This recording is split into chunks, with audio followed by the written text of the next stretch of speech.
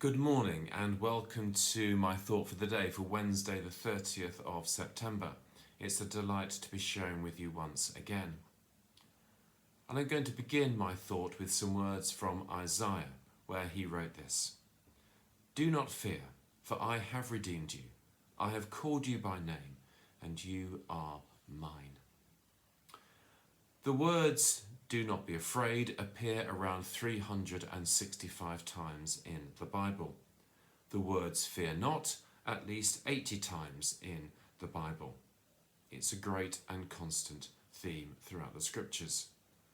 Ian Paul, interviewed by Kay Burley on Sky News on Monday, in response to the letter signed by around 700 ministers from all denominations, calling on the government not to close down churches as well as other places of worship if there were to be a second lockdown, said there were two great Christian themes for times such as this.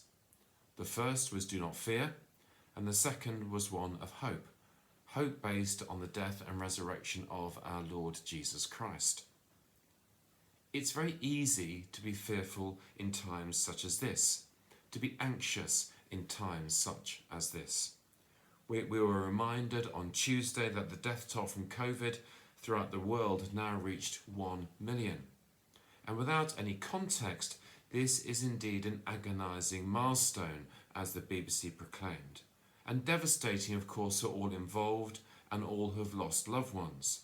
And also, it accounts for 1.75% of annual deaths throughout the world. It is natural and normal to experience fear, and in some cases heightened anxiety, especially as we anticipate new restrictions every day and a new lockdown seems to be looming on the horizon. There is a feeling that this will never end. When will the point come when we learn to live with the virus? However, as Christians, we also need to hold on to the assurance not to be afraid, and to hold on to the hope that we have in Jesus Christ, based on his death and resurrection. The challenge that we all have is holding on to and managing the tension between these two polarities, and the tension that these two polarities create. I wonder how you are going to be less fearful and more hopeful today. Do not fear, for I have redeemed you. I have called you by name, and you are mine. Thank you very much for listening, and I trust and hope that you have a wonderful day. Thank you very much.